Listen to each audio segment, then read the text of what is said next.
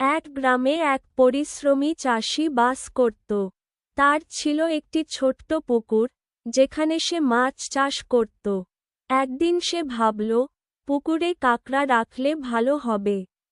কারণ কাঁকড়ারা পানির ময়লা খেয়ে পুকুর পরিষ্কার রাখবে। সে বাজার থেকে কিছু কাঁকড়া কিনে এনে পুকুরে ছেড়ে দিল।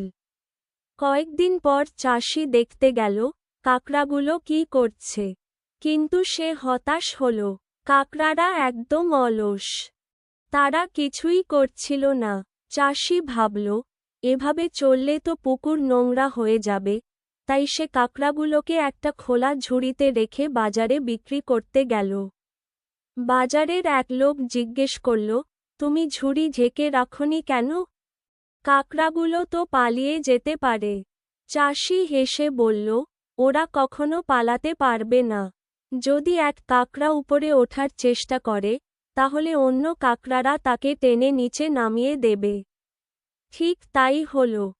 কোনো কাঁকড়া ওপরে উঠতে গেলেই অন্যরা তাকে নিচে নামিয়ে দিল। ফলে কেউই ঝুড়ি থেকে বের হতে পারল না। চাষি বুঝতে পারল, অলস ও হিংসুটে হলে কেউ এগোতে পারে না। সবাই যদি একে অপরকে সাহায্য করত, তাহলে ওরা সহজেই মুক্তি পেত। শিক্ষা: ঈর্ষা ও হিংসা মানুষকে পিছিয়ে দেয়।